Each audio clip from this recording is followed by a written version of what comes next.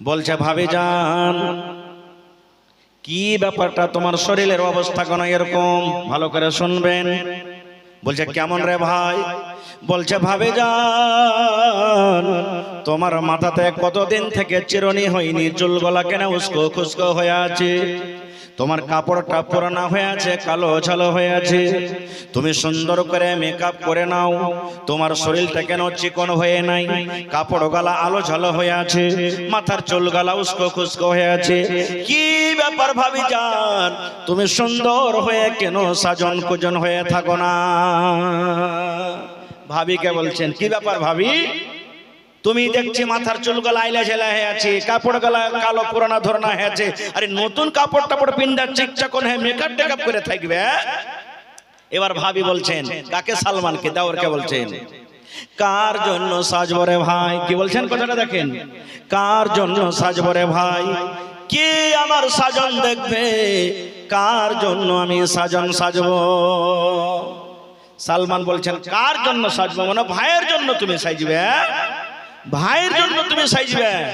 মায়েরা খালার একটা কথা এখানে জেনে রাখেন, আমার এই বর্তমান জামানার মায়েরা খালারা কার জন্য সাজবে?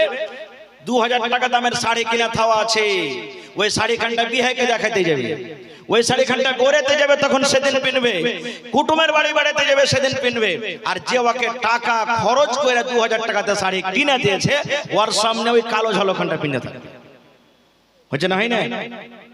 আরে যে এত কষ্ট করে আপনাকে শাড়ি কিনে দিয়েছে তাকে কিনে দেখান না, তাহলে তো মজা লাগবে। ওকে যে না আমার সামনে হিরোইন ঘুরছে, অন্য হিরোইনকে দেখে তখন ভুলে যাবে আপনি যদি তার সামনে সাজা গোজা থাকেন তো। কিন্তু এখন তো কাদা মেখে ছাই মেখে ওলো ঝোলে থাকবে, গতরে পাঞ্জরে যখন আসবে তো পাটের জাগের মতন মনে হয় আইসটা আইসটা গন্ধেছে, ওই স্ত্রীকে তখন হট এখান থেকে তুই তোর মতন স্ত্রীকে চোখে দেখতে পারবো না। তো বলছেন ভাইরে কার জন্য সাজবো? বলছে কার জন্য সাজবো মানে ভাইয়ের জন্য সাজবে। বলছেন না রে ভাই সাজা কোনো দরকার নাই। ভাবি বলছেন সাজা কোনো দরকার নাই। বলছে কেমন কথা ভাবি যান সাজা কোনো দরকার নাই? বলছে ভাই রে তোমার ভাই আবু দারদা দিনের বেলাতে রোজা করে থাকে রে ভাই, রোজা করে থাকে, রোজা ছাড়ে না, 1 মাস তো রোজা রাখে, আর রোজার মাস যখন পার হয়ে যায় আরো যে 11 মাস যে বাঁচে ওই দিন গেলা তো রোজা রাখে। আর তুমি তো জানো যখন একটা মানুষ রোজা করে তার জন্য বিবি কিন্তু হারাম হয়ে যায়। রোজার হালাতে বিবির পাঞ্জরে যেতে পাবে না, রোজার হালাতে বিবির সাথে সহবাস করতে পাবে না, রোজার হালাতে বিবি থেকে তাকে দূরে থাকতে হবে। এই জন্য ভাইরা আমি সাজি না রে ভাইকে আমার সাজন দেখবে। বলছে ভাবি একটা কথা বলবো। বলছে কি? বলছে দিনের বেলাতে যখন ভাই তোমার পাঞ্জরে আসে না রোজা করে, তো রাইতে তুমি সাজে থাকবে। বলছে ভাইরে না ওটাও হয় না। বলছে কেমন কথা? বলছে ভাইরে এশারের নামাজের পর তোমার ভাই আবু তারদা আল্লাহর ঘর মসজিদে চলে যায়, আর মসজিদে গোটা গোটা রাত তাহাজ্জুদ পড়ে পড়ে আল্লাহর ইবাদত বান্দেগি করে করে রাত কাটিয়ে দেয়। রাতের বেলা তো আমার বিছানায় আসে না। আমি কি জিনিস বুঝি না, জানে না, দেখি না, আমার দিকে কোনো দিয়ানি নাই, শুধু আল্লাহর ইবাদত বান্দেগি। দিনের বেলাতে রোজা আর রাতের বেলাতে তাহাজ্জুদ পড়ে পড়ে রাত কাটিয়ে দেয়। সালমান বলছেন কঠিন ব্যাপার, আব কি করা যায়? এই গল্প করতে করতে ঠিক আবু দারদা বাড়িতে এসে হাজির। যেমনই বাড়িতে এসেছে দেখছে ভাই সালমান এসে গলা গলাতে মিলেছে। বলছে মারহাবা, ওয়েলকাম, স্বাগতম ভাই, তুমি এসে আমাকে খুব ভালো লেগেছে। বিবিকে বলছেন আরে খাইতে দে না, ভাই কতদিন পর বাড়িতে এসেছে, খাইতে দে। এবার খাইতে দিয়েছে, ও তো সব হাল হাকিকত শুনে নিয়েছে আগে। এবার তখন সালমান বলছেন আবু দারদা ভাই তুমি আইসো। বলছে আমি যাব না, আমি খাবো না। বলেন তো কেন খাবে না? জোরে বলেন। রোজা রেখা আছে জি। বলছেন ভাই আমি খাবো না, তোমার পাঞ্জরে আমি বসে থাকছি, খাবো না। বলছে কেন খাবে না? বলছে ভাই রে আমি আজকে রোজা রেখেছি রে ভাই, রোজা করেছি। এবার সালমান বলছেন কেমন রোজা করেছো? বলছে ভাই রে আমি নফল রোজা করেছি রে ভাই, নফল রোজা করেছি। এবারে তখন সালমান বলছেন আবু দারদা ভাই রোজা তুমি ছেড়ে দাও, রোজা ছেড়ে দাও, তুমি রোজা ভেঙে দাও, নফল রোজা ভাঙলে গুনাহ হবে না, ফরজ রোজা ভাঙতে পাবে না, কিন্তু তুমি নফল রোজা ভেঙেছো, তুমি রোজা ভেঙে দাও। বলছে না আমি ভাঙবো না, রোজা করে থাকবো। এবারে সালমান রাদিয়াল্লাহু তাআলা আনহু বলছেন, আবু দারদা ভাই, যদি তুমি আজকে রোজা ভেঙে আমার সাথে খানা না খাও, তাহলে আমি সালমান আমিও সন্ধ্যা পর্যন্ত তোমার বাড়িতে খানা খাবো না। বলছে তোমাকে বৈশা খানা খেতে হবে, না খেলে আমিও খাবো না। এবার আবু দারদা দেখছেন যে ব্যাপার খারাপ, দুই ভাই তখন রোজা ভেঙে দিলেন, দুই ভাই খানা খেলেন। মগরিব হলো, এশারের নামাজ হলো। বিবিকে বলছেন, বিবি রে, ভাইয়ের জন্য তুমি সুন্দর করে বিছানটা লাগিয়ে দাও, ভাই আমার আরাম করবে। এবার এশারের নামাজের পর মসজিদে থেকে হাঁটতে শুরু করে দিয়েছেন আবু দারদা। এবার সালমান বলছেন, ভাই তুমি কোথায় যাও? বলছে, ভাই সালমান তুমি বিছানা আরাম করো, আর আমি চললাম মসজিদে আল্লাহর ইবাদত বান্দাগি করার জন্য। ওরে সুবহানাল্লাহ, আমরা জানি যখন একটা নতুন ছেলে প্রথম রাত হয়, যখন বিবাহ করে, যারা নানি টাইপের মানুষ, দাদি টাইপের মানুষ, ভাবি টাইপের মানুষ, তার হাত খানটাকে ধরে কিংবা বিবির হাত খানটাকে ধরে ঘরের ভিতরে ধাক্কা দিয়ে দেয়, দেয় কি দেয় না আমরা জানি। ঠিক সালমান আবু দারদার হাত খান ধরে এবার বিবির ঘরে ধাক্কা দিয়ে দিলেন। বলছে, ভাই রে, আমিও তাহাজ্জুদ পড়বো, নামাজ পড়বো, তুমি এখন নামাজের টাইম হয়নি, সময় হয়নি, তোমার বিবি তোমার জন্য ঘরে ইন্তজার করছে, তোমার জন্য ঘরে অপেক্ষা করছে, তুমি চলে যাও, চলে যাও, তুমি ঘরের ভিতরে চলে যাও।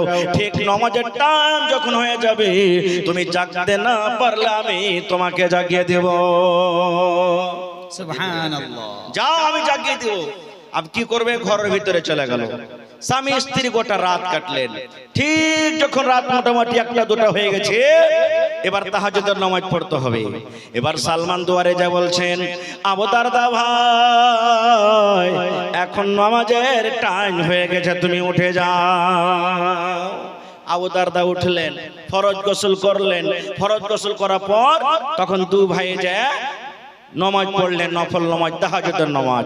নামাজ টামাজ পড়ে তখন এবার সালমান নসিহত করছে, দোস্তকে ভাইকে নসিহত করছে। কি করছে? বলছে, ভাই রে, মেহমান যদি বাড়িতে আসে, মেহমানের সাথে তোমাকে খানা খাইতে হবে, গল্প করতে হবে, টাইম দিতে হবে। তোমার উপরে তোমার মেহমানের হক রয়েছে। তোমার বাড়িতে যে বেটা বেটি আছে, বেটা বেটিকে আদর করতে হবে, প্যার করতে হবে, মহব্বত করতে হবে।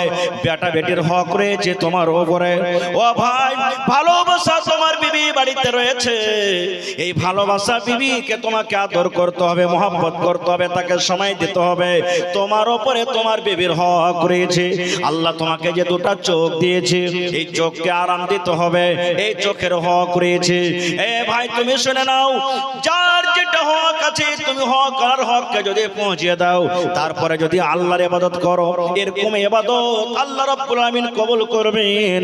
আর যদি তুমি বেটার হক মেরে দাও, বেটির হক মেরে দাও, চোখকে যদি তুমি আরাম না দাও, বিবির হক তুমি মেরে দাও, তুমি মেহমানের হক মেরে দাও, আর সমস্ত হক মেরে যদি তুমি আল্লাহর হক আদায় করো, এক আল্লাহর ইবাদত বান্দাগি করো, তাহলে এরকম হক আদায় করে তুমি আল্লাহর জান্নাতের ভিতরে যেতে পারবে না। নারে তাকবীর! হয়নি, হবে না, হতে পারে না, আমার নবীর সাথে কারো তুলনা। হয়নি, হবে না, হতে পারে না, আমার নবীর সাথে কারো তুলনা। হায়রে, তুলনা তো দূরের কথা, ছায়াও মিলে না। হয়নি, হবে না, হতে পারে না, আমার নবীর সাথে কারো তুলনা। হয়নি, হবে না, হতে পারে না, আমার নবীর সাথে কারো তুলনা। সকল নবী রাসূল ছিলেন আল্লাহর দিওয়ানা, দু নয়নে দেখবো আল্লাহ ছিল তামান্না। আরে মোর নবীকে ডেকে নিলেন, আরে মোর নবীকে ডেকে নিলেন, দেখবে রব্বানা। হয়নি, হবে না, হতে পারে না, আমার নবীর সাথে কারো তুলনা। হয়নি, হবে না, হতে পারে না, আমার নবীর সাথে কারো তুলনা। সবকে দেখে যারা আঙ্গুল কেটেছে, তারা কি আমার নবীর রূপ দেখেছে? ইউসুফকে দেখে যারা আঙ্গুল কেটেছে তারা কি আমার নবীর রূপ দেখেছে? আরে দেখতো যদি কেটে দিত, আরে দেখতো যদি কেটে দিত কলিজা খানা, হয়নি হবে না হতে পারে না আমার নবীর সাথে কারো তুলনা, হয়নি হবে না হতে পারে না আমার নবীর সাথে কারো তুলনা। যার শানে আল্লাহ তাআলা করলেন ঘোষণা, খোলকে আজিম আমার শাহে মদিনা, যার শানে আল্লাহ তাআলা করলেন ঘোষণা, খোলকে আজিম আমার শাহে মদিনা। মুসলমানে নবী ছাড়া কিছুই মানে না, মুমিনে কোরআন ছাড়া কিছুই বুঝে না, হয়নি হবে না হতে পারে না আমার নবীর সাথে কারো তুলনা, হয়নি হবে না হতে পারে না আমার নবীর সাথে কারো তুলনা। নারে তাকবীর, আল্লাহু আকবার। আল্লাহ রাসূল সাল্লাল্লাহু আলাইহি ওয়াসাল্লাম একদিন কাবা শরীফে নামাজ পড়ছেন, কাবা শরীফে নামাজ পড়ছেন, আহা হা হা। আর আবু জাহাল 8 জন 10 জন 15 জনের একজন টিম নিয়ে রাস্তাতে হেঁটে চলেছে, হাঁটছে রাস্তা দিয়ে। সব থেকে বড় দুশমনকে নবীজির আবু জাহাল, ওর চাচা, নবীজির চাচা আবু জাহাল তার সাথী রেখে বলছেন, কি বলছেন? এরে আমার বন্ধুরা, তোমাদের মধ্যে কি এমন আছো গো, আজকে মোহাম্মদ নামে ছেলেটা এই দেখো কাবার ভিতরে নামাজ পড়ছে, আজকে তাকে দুনিয়া থেকে কে বিদায় করতে পারবে? কে তার জীবন নিতে পারবে? আছো তোমরা কেউ? উকবা বিন আবি মুঈত একজন বেঈমান মুশরিক, সুবহানাল্লাহ, বলছে আমি পারবো, আমি এই কাজটা করতে পারবো। হাঁটতে হাঁটতে হাঁটতে মসজিদের ভিতরে চলে গেল। নবী আমার নামাজ পড়ছেন, নামাজের হালাতে নবী আমার আছেন। ওরে সুবহানাল্লাহ, এই আমার মায়েরা খালারা শুনেন কেমন মোহাব্বত ভালোবাসা দেখেন। নবী আমার নামাজ পড়ছেন আর নামাজের হালাতে উকবা বিন আবি মুঈত নবীর গলাতে এখন গামছা দিয়ে এমন জোর করে টান দিয়েছে, নবীর টুটি চিপে গেছে। নবী আমার কিন্তু মাথা হিলা ডলা করতে পারে না, নবীর চোখ গলা বড় বড় হয়ে গেছে, চোখ দিয়ে পানি ঝরতে লেগেছে। নবী আমার জিহ্বা বের করে দিয়েছেন, মনে হয় আর নবী যে দুনিয়াতে বাঁচবেন না। আর আবু জাহাল ওর সাথী রেখে নিয়ে রাস্তাতে হাঁটছে, কিলকিল কিলকিল হাসছে, খুব মজা লিছে। আহারে, এরকম ভাবে নবী আমার নামাজ পড়ছেন আর উকবা বিন আবি মুঈত নবীর গলাতে এখানে এমন জোর করে গামছা দিয়ে টান দিয়েছে রে ভাই, এবার মনে হয় নবীজির শ্বাস আটকে গেছে, নবীজি আর বাঁচবেন না। এবারে একজন মুসলমান দূর থেকে কিন্তু সবকিছু দেখছেন, বলছেন আল্লাহ রে, তারা হলো 8 জন 10 জন, আমি কেমন করে নবীকে আমি বাঁচাবো? আমার দ্বারা নবীকে বাঁচানো হবে না। আজকে যদি নবীকে বাঁচাতে পারে তাহলে আবু বকর বাঁচাবে, আবু বকর ছাড়া নবীকে কেউ বাঁচাতে পারবে না। এই ভাই কেমন মোহাম্মত ভালোবাসা দেখেন। এবার সেই মুসলমান দৌড়াতে দৌড়াতে চলে গেলেন। সময় কতক্ষণ? মোটামুটি 8টা 7টা বেলা এরকম সময়তে হযরত আবু বকর দেখছেন বিছানায় শুয়ে আছে। দৌড়াতে দৌড়াতে সেই মুসলমান বলছেন, আবু বকর, তোমার বন্ধুকে যদি বাঁচাতে চাও রে, তাড়াতাড়ি করে তুমি কাবা শরীফে চলে যাও। আবু জাহালের ইশারাতে উকবা বিন আবি মুঈত এমন জোর করে নবীর গলাতে বন্ধন দিয়েছে, বেড় দিয়েছে, গামছাতে এমন জোর করে টেনে ধরে আছে। আমার মনে হয় একটুখানি সময় যদি আর হয়ে যায় তাহলে নবীজি আমার দুনিয়া থেকে চলে যাবে। মরদ হন, হিরো হন। কেমন হিরো? হযরত আবু বকর রাদিয়াল্লাহু তাআলা আনহুর মতন হিরো। এরকম হিরো নয় যে একটু ভালো মন্দ খায় একটু অ্যাক্টিং করিয়ে দিলাম, বাহাত কুজিয়ে দিলাম, ডান্স করে দিলাম আর হিরো হয়ে গেলাম, এরকম হিরো হইতে হবে না। হযরত আবু বকর যেমনই শুনলেন আমার নবীকে গলাতে ফাঁস দিয়ে আছে, কোথায় লাঠি আছে, কোথায় সুলফি আছে, কোথায় বন্দুক আছে, কোথায় তীর আছে, কিচ্ছু হাতে নিলেন না। নবীকে আমার বাঁচাতে হবে। হযরত আবু বকর রাদিয়াল্লাহু তাআলা আনহু এরকম ভাবে এক হাতে নিজের লুঙ্গি খানাকে ধরলেন, দৌড়াতে দৌড়াতে দৌড়াতে ভরে কাবা শরীফে যেমন চলে গেলেন, আবু বকর খিলখিল আবু জাহাল খিলখিল করে হাসছে। উকবা বিন আবি মুইত আমার নবীর গলাতে এখনো কিন্তু ফাঁস লাগাই আছে, নবীর হাত পা গলা নরম হয়ে গেছে, চোখ দিয়ে পানি ঝরতে লেগেছে। আহারে নবীর আর মনে হয় বাঁচবেন না, চলে যাবে। এইবার আবু বকর মনে মনে বলছেন, আল্লাহ রে, যদি আমি প্রথমে নবীকে বাঁচাতে পারি তাহলে আমি কামিয়াব হতে পারবো, আর একটা একটা করে যদি আমি লড়াই করে যুদ্ধ করে তাহলে তারা 10 জন 12 জন আছে, আমি লড়াই করে পারবো না। বাঘ যেমন শিকারী দেখে দেখুন লাভ মারে, হযরত আবু বকর রাদিয়াল্লাহু তাআলা আনহু হিরোর মতন করে জোর করে লাফটা পাঞ্জরে গিয়ে উকবা বিন আবি মুইত কেমন জোর করে একটা ফাইট মারলেন, এমন জোর করে একটা ঘোষা দিলেন।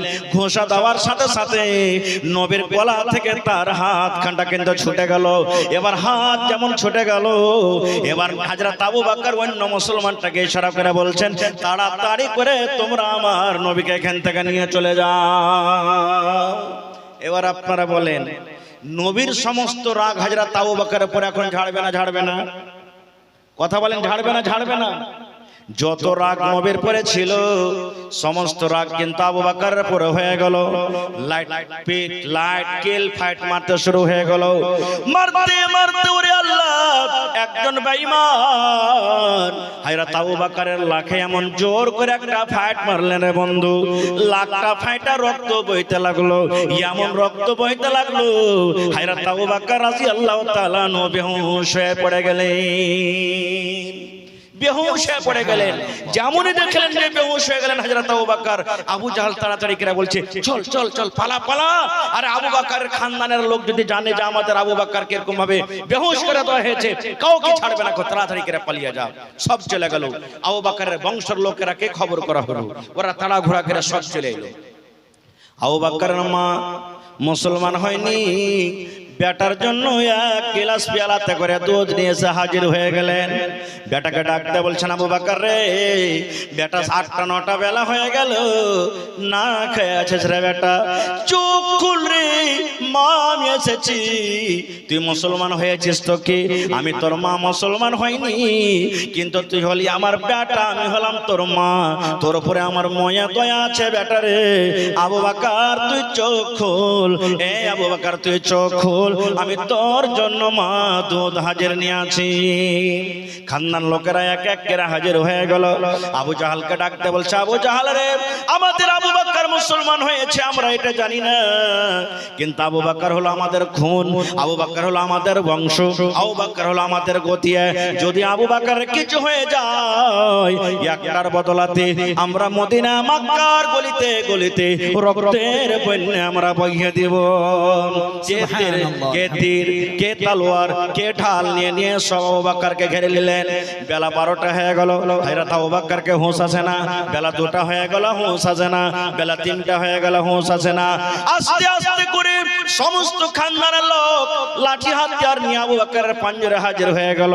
সূর্য ডুবার আগে আগে যদি আবু বকর হুঁশ না আসে রে, তাহলে আমরা একটা আবু বকরের বদলাতে আবু জাহাল তোর নাম নিশান আমরা রাখবো না। মা পেয়ালা নিয়ে বারবার ডাকছে, আবু বকর চোখ খুল রে বেটা, চোখ খুল, আমি মা দুধের পেয়ালা নিয়ে আছি, চোখ খুল রে বেটা তুই চোখ খুল, আমি মা দুধের পেয়ালা নিয়ে আছি। আহা, এবার মনে মনে বলছেন, মা আবু বকরের মা ওর খানদানের লোক, কোন রকম যদি আমাদের আবু বকরের হুঁশ চলে আসে, ওকে বলবো যে খবরদার মুহাম্মদের পিছনে আর যাস না, তুই মুহাম্মদের কথা আর মানিস না, মুহাম্মদের কাছ থেকে দূরে থাক।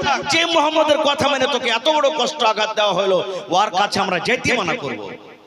এবার দেখেন মজার ঘটনা, এই মুসলমান, আমাদের ঈমান কি তাদের ঈমান কি? আহা, সূর্য ডুবতে যাবে, হযরত আবু বকর রাদিয়াল্লাহু তাআলা চোখ খুলছেন, সন্ধ্যা লাগা লাগিতে চোখ খুলছেন।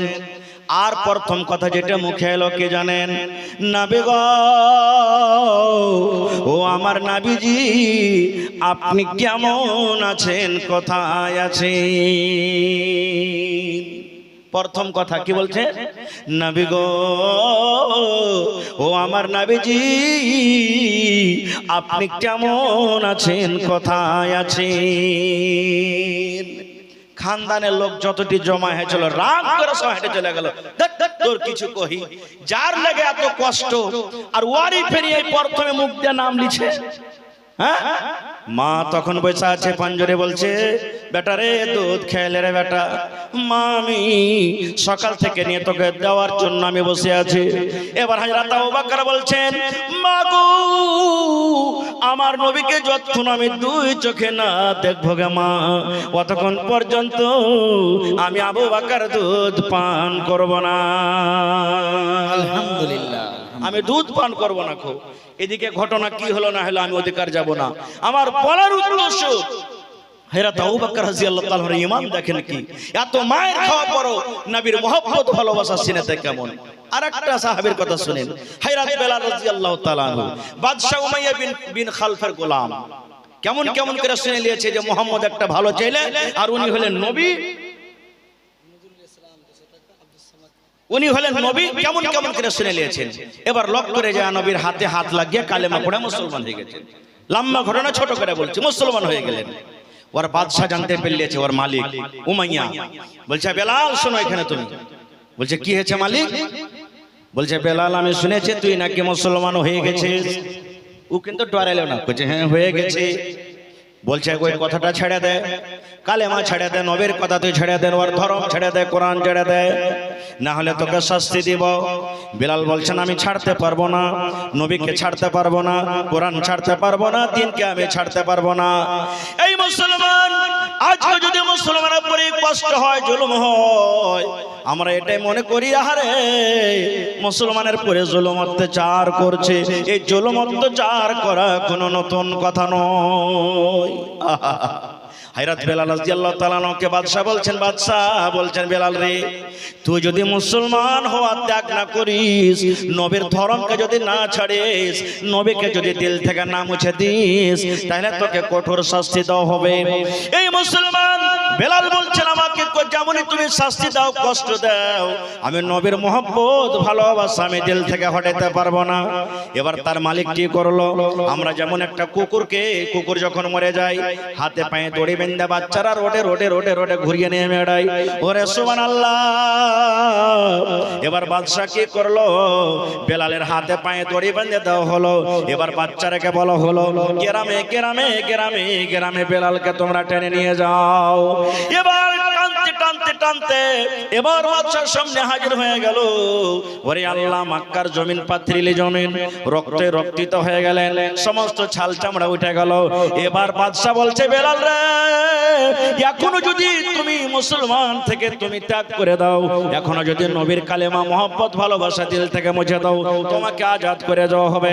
এবার বেলাল কি বলেছিলেন দেখেন, হযরত বেলাল নিজের মালিককে বলছেন কি, চাহে দম নিকল যায় ये बिलाल कहते थे, माशाअल्लाह माशाअल्लाह, चाहे दम निकल जाए ये बिलाल कहते थे, मेरे मुंह से निकलेगा ला इलाहा इल्लल्लाह, मेरे मुंह से निकलेगा ला इलाहा इल्लल्लाह। একটাই কথা বেলাল বলেছিলেন, এই বাদশা যদি আমার জীবনও চলে যায়, শ্বাস যতক্ষণ পর্যন্ত থাকবে, আমার মধ্যে একটাই কথা বের হবে, আল্লাহ হলেন এক, আল্লাহ হলেন এক। এরকম মহব্বত ভালোবাসা আজকে আমরা করতে পারছি? হা হা হা। আজকে আমরা না নবীর সাথে মহব্বত করতে পারছি, না নবীর দ্বীনের সাথে মহব্বত করতে পারছি, না কোরআনের সাথে মহব্বত করতে পারছি, না মসজিদের সাথে মহব্বত করতে পারছি, না মাদ্রাসার সাথে মহব্বত করতে পারছি, না ভালো মানুষের সাথে আমরা মহব্বত করতে পারছি। আমরা করতে পারি না।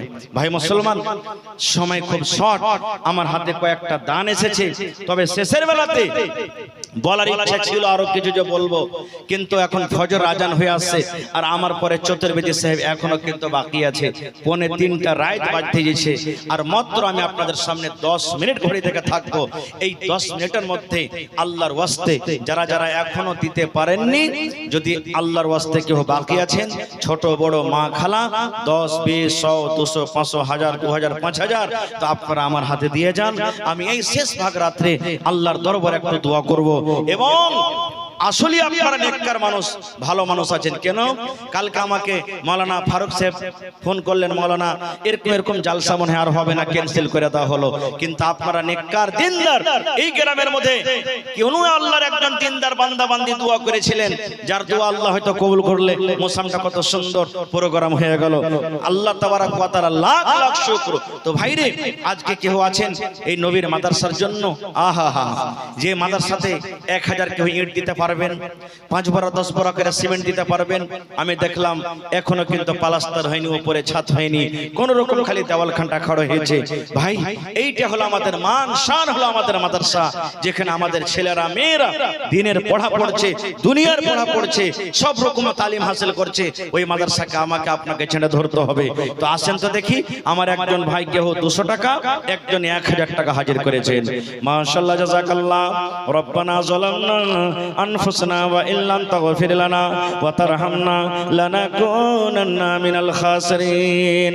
রব্বানা আতিনা ফিদ দুনিয়া হাসানা ওয়া ফিল আখিরাতি হাসানাতাও ওয়া কিনা আযাবান নার। আয় রব্বুল আমিন, শেষ ভাগ রাতে আল্লাহ তুমি বলেছো 7 আকাশ থেকে আল্লাহ নিচে আসমানে এসে বান্দাকে ডাক দাও, এই আমার বান্দা বান্দিরা আমি তোমাদেরকে ডাক দিয়েছি, তোমরা আমাকে ডাকো, যে যা চাইবে আমি আল্লাহ পূরণ করব। এই আল্লাহ, আমরা গুনাহগার পাপে তোমাকে ডাক দিয়েছি, যে আশাতে নিয়াতে আমার ভাইয়েরা মায়েরা খালারা দান করে গেল, আল্লাহ জি তাদের নেক উদ্দেশ্যকে তুমি পূরণ করে দাও। আল্লাহ তাদের জীবনের গুনাহ খাতাকে মাফ করে দাও। আল্লাহ যতদিন দুনিয়াতে তারা বাঁচবে ঈমানের হালাতে রাখো, নেককার দিনদার করে রাখো। রব্বানা তাকাব্বাল মিন্না ইন্নাকা আনতাস সামিউল আলিম। আমিন সুম্মা আমিন। আসেন ভাই, 10টা লোক কেউ এমন আছেন আল্লাহর বান্দা 1000, 2000, 3000, 5000 করে দিতে পারবেন। একটা লোক 1000 চলে এসেছেন। আর 9টা লোক কেউ এমন আছেন 5 বড়া 2 বড়া করে সিমেন্ট দিতে পারবেন। কেউ মাকো দিতে পারবেন, মাখনা গালা 1 কুইন্টাল দিয়ে দিবেন, 1 কুইন্টাল মাখনার দাম দিয়ে দিবেন। কিংবা 1000 ইট দিয়ে দিবেন, 100 সেফটি বালু দিয়ে দিবেন, প্লাস্টারের কাজ আছে। কেউ 100 সেফটি গিট্টি দিয়ে দিবেন, 1 কুইন্টাল কেউ রড গালা দিয়ে দিবেন, আধা 1 কাঠা জমিন গালা কেউ দিয়ে দিবেন। বিভিন্ন রকমের দান করতে পারেন। আল্লাহুস সামাদ। এই বছরে মেলাই জায়গাতে জমিন পাওয়া গেল, লাখ লাখ টাকা মানুষ দান করলেন, এক এক টারাক করে বালু গিট্টি দান করলেন। এরকম ভাবে মোটা আকারে দান করছে। এই কয়েকদিন হলো